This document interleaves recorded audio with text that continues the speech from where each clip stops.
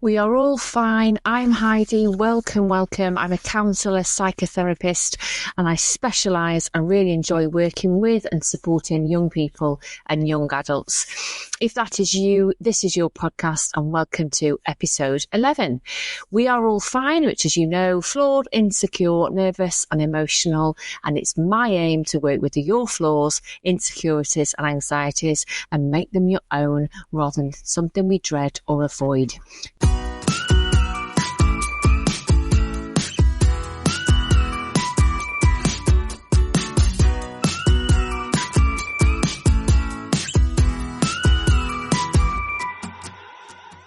It's exam season, which is also normal at this time of year. And I know that's going to mean stress for so many of you. So let's spend our time together this week discussing how you can manage those anxious feelings and thoughts and take the time you will need to slow down and reset and keep focused on the task in hand. And that is doing your best. That's all you can do, your best. Exam stress is a common experience. For many of you, this won't be your experience of an exam season, and we know exam stress is so common, categorised by emotional, psychological and behavioural responses to an up-and-coming test or an exam. Some of the common signs that I'm definitely familiar with exam stress: emotional, so people worry, anxiety absolutely present. You'll be feeling tense, more than likely have a difficulty concentrating and feeling really, really overwhelmed. And the physical signs of that exam stress, typically headaches, stomach aches, difficulty sleeping, you'll be edgy, you'll just won't feel right, quite twitchy maybe, just won't be able to rest. The behavioural signs I'm familiar with, you're possibly going to be avoiding the studying, procrastinating, possibly quite irritable and moody and withdrawing socially. You might be snapping at people and just taking yourself out of the way. All of that is horrible and as tense as it seems, incredibly normal during exam season. And those factors that contribute to exam stress, I've got a few here. Poor preparation. You might be feeling unprepared or lacking the confidence in your ability to succeed and pass those exams. Fear of failure. Worrying about not meeting the expectations or failing the exams completely. The external pressure that might be coming from parents, teachers, or your friends, your peers, to achieve those high grades, especially if they know you've done it. If you've already sat some exams with some success, there's going to be an element of pressure and expectation. I'm thinking negative past experiences too.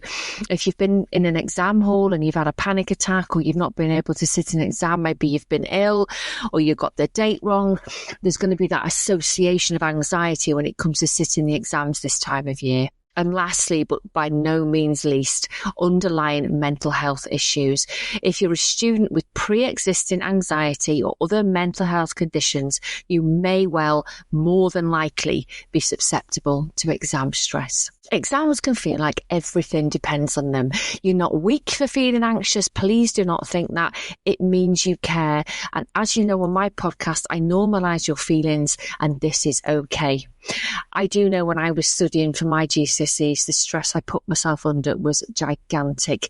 Everything depended on them for me. And the pressure from my teachers, my goodness, was overwhelming. I really found it hard, actually, to get the balance right between revising and taking a break and not feeling guilty when I wasn't studying. My hair started to fall out, actually, and I remember putting a lot of weight on because I was just comfort eating. I was overeating and I was doing everything I can just to get through those grueling hours of staying up. I got headaches and I know I wasn't sleeping. I remember taking those calms, and all of this put even more pressure on me, and it was a horrible, horrible time. Luckily for me at the time, now we didn't have school counsellors back in the day when I was studying, I'm not that old, a teacher just caught that I wasn't myself. So she asked me, what was going on, and I just broke down. I remember crying and sobbing, and it really helped me speaking to her. The pressure to pass didn't leave me, but she helped me put a more helpful plan in place, and that's what I needed, which meant taking a lot of breaks. And I did as well as I could have hoped for. I was never the A-star student, and I really had to work hard to get the passes. But you know what? I could not even tell you now what grades I got. Yes, they're important, and it's a huge stepping stone to your future. I'm definitely not telling you not to revise. But your A-levels, your degree, all important steps to that academic progression that you're looking for. Yes, getting those grades is super important to many of you when you've got an eye on a career, maybe in medicine or whatever else, a teacher. You know you have to get those grades to get there.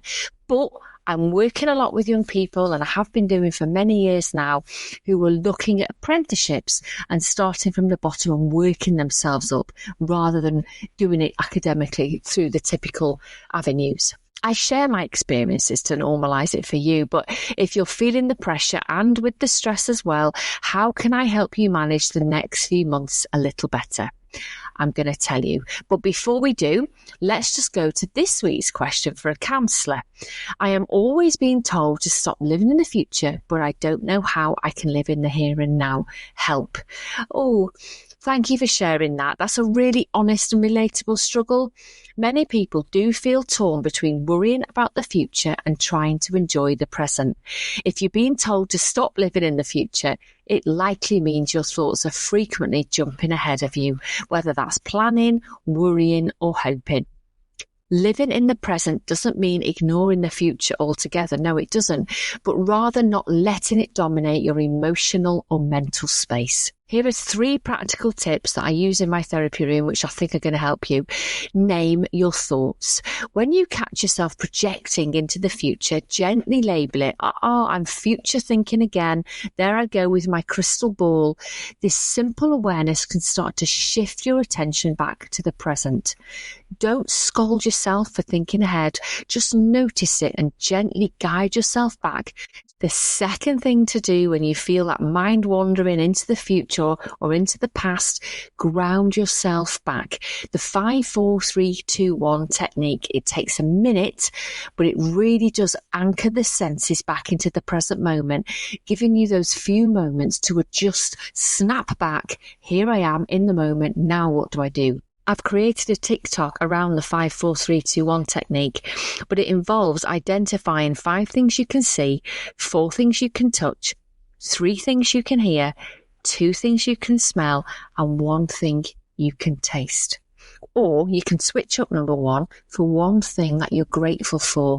That really brings you back in the moment. Mindfulness is the most effective, researched, science-backed way to remain present in the moment, and you don't need to meditate for an hour to do this. Even just brushing your teeth or having that drink of coffee in the morning with your full attention, no phone, no multitasking, can build up your ability to be present. Living in the present doesn't mean you abandon your planning, not at all. But if you align your actions with your values today, so how do I want to live today, you're more likely to feel grounded rather than anxious about what's ahead. I really appreciate you sending me that. Thank you so much. And a big thank you to everybody who's emailed me. If you have a question that you would like me to feature in the next episode, please email me. Heidi, weareallfine@gmail.com. Heidi, weareallfine@gmail.com. Okay, let's talk strategies now. The exams are approaching. You have to sit them and you want to do this as easily as possible. So let's look at how you can do that. I don't think this is going to be a surprise, but preparation and planning is the first thing I'm going to suggest we look at. Create a realistic studying schedule. Break down those larger tasks into smaller steps and focus on those areas where you struggle. You could try this. List your subjects and topics and break each of those subjects into specific topics or units. So, for example, if instead of just putting biology, you could put cell structure or respiration or genetics, etc. Then assess your confidence levels. Now, use a traffic light system. I know that can help. If it's a green, it's confident. If it's yellow, it's okay, but it needs practice.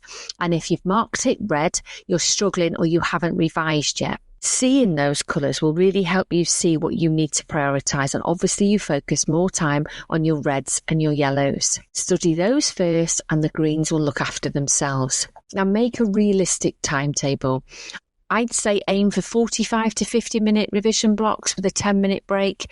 Mix up the subjects, the reds and the yellows each day to keep it varied and to keep you interested, and include time for practice papers. You need to build in that rest, you need to build in meals, and absolutely build in fun. Don't fill every hour with revision. Your brain needs the downtime to process and remember and store it. And your sleep is especially crucial. Keep an eye on your revision timetable. Now, it won't always go to plan. That's normal, but check in weekly with yourself and you can shift things around as needed. And one thing I suggest you do is make sure you know your exam dates. Mark those on a calendar so you can work backwards and prioritise the subjects where the exams land there earlier. Turning your attention to self-care, sleep, exercise, regular breaks. You must eat well and eat sensibly. Keep hydrated. Water is fantastic nourishment for the brain. Get out in the fresh air and make sure you still connect with your friends. You're still having some time on social media. You're still doing all of those things that you get joy from and make you you. Yes, you're a student studying for exams, but you're also you. Don't neglect that part of you. You might find it helpful to seek support or professional help. Teachers, counsellors, parents, learner coaches in schools, colleges, any kind of academic support. I know it's available to you. Please do think about reaching out before it's too late. These people are trained and they want to help you. And focus on your progress, not perfection. I think that's a really helpful tip. Acknowledge your efforts and celebrate the small victories rather than fixating on perfection, on making sure everything's done right, on point. That will wear you out and absolutely increase your stress levels. Manage that external pressure. Now, you might need to put some boundaries in place here and be honest. Communicate your anxieties and ask for support. If it's from your parents, it might be from an older sibling or, a peer who might think they're doing better than you. There's pressure from everybody, exam stress, because actually your mum and dad probably feeling it as well. But we don't want it projecting onto you. So if you feel pressure from a parent, see if you can actually talk to them about it and tell them what you're going to need. Creating that really supportive environment around you, a quiet and comfortable study space. Try and avoid distractions if you can.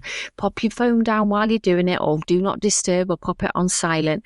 Use your phone as your 10-minute rest period if you want to check up on your notifications or whatever else you're interested in on your phone. That's all fine. Remember, we don't want to eradicate the joy. We just want to make sure we've got everything else in place where you'll feel productive and effective. And the best tip I can give you is being more mindful, which links back to the counsellor's questions. Being more mindful will absolutely help with exam stress, and there's solid science behind why. So that's being in the moment, being present. It reduces anxiety. Mindfulness trains your brain to notice when it's spiraling into the what if thoughts. What if I fail? What if I get it wrong? What if I don't get my 16 marker? What if I don't get my DIS in on time? Instead of getting swept up in those, you learn to observe the thought and let it pass and return to what you're doing now, like studying or resting. When you're mindful, your attention is sharper, and that means you're more likely to absorb and retain the information while studying and less likely to panic or blank out during the exam. I know many of the young people I support are so scared. They'll put months, even years into this, get there, turn the page over, and it all just floods from memory. Something you can try, which I know does help some of my clients. Imagine, just close your eyes for a second now. Imagine you're in the exam hall or you're in that room. The paper's in front of you. You're just about to open it. Yes, there's a lot depending on this. It's all there in your brain. You know what you need to say and how you need to say it. Take a huge inhale in. Exhale out until you've regulated your parasympathetic nervous system. So you've dusted off all of that anxiety and you're mindful, you're in the moment, you're sharp, but you're focused, and now turn the page over. Mindfulness can also lower your heart rate, calm your breathing and reduce the muscle tension. So when your body does feel the pressure of the exams, which I guess it will now, maybe holding it in your shoulders or in your tummy or maybe in your head, when you go into that exam hall or you sit later on with your revision notes, being mindful will just give you that space you need to relax before you need to commit to your revision or to the exam. And another thing it does is it will help you stay present and avoid the mental loops that waste the time and the energy. By this, I mean, you're trying to read something, you're trying to absorb a piece of information, and you're doing it over and over and over it because it's not going in. Bring yourself back to the moment, do some breathing techniques, just gather yourself, notice what you're doing, and restart that activity again. I do talk about mindfulness regularly with clients because I know about the benefits to mental and physical health, but I do also know it's not for everybody. So whatever your thoughts of mindfulness are now, just blow them away and just take on board this. It's a 1-minute breathing exercise. It will stabilize you and bring you back in the moment. Close your eyes, breathe in slowly for 4 seconds, hold for 2 seconds, and breathe out slowly for 6 seconds. 4, 2, 6, and repeat as necessary. I promise you that little grounding, mindful technique will really help with those nerves. That was my whistle-stop tour through exam stress, why we have it, why it shows up, and what we can do with it. It was quick. I hope it was easy for you to digest. Please, can I just tell you this? I'm proud of every one of you who are studying right now, and I wish you all the very, very best. You can only do that your best, and believe you me, that will always, always be good enough. One final therapy thought for you before you carry on with your studies. Facing the exam is the first step to finishing it, and one exam does not define your worth. Keep going. You are way more capable than you think you are. Thank you for your time. I know it's valuable. Take it easy this week. Please come back for episode 12. I'll be sharing 8 science-backed ways to better your mood and your mental health.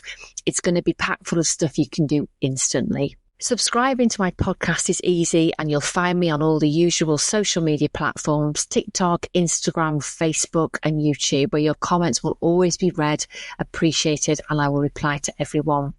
We are all flawed, insecure, nervous, and emotional, but yes, we're fine. And always remember, be yourself. You are no one else. Until next time, you take good care.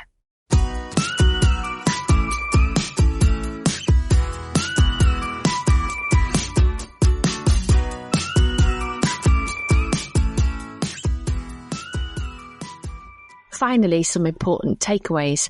The podcast is for informational use only and should not be used as a substitution for professional advice or for personal diagnosis. These opinions are personal, and I do not guarantee the accuracy of such opinions or information. I'm not intending to create a counselling relationship with you, and you should always consult a qualified mental health professional with any concerns.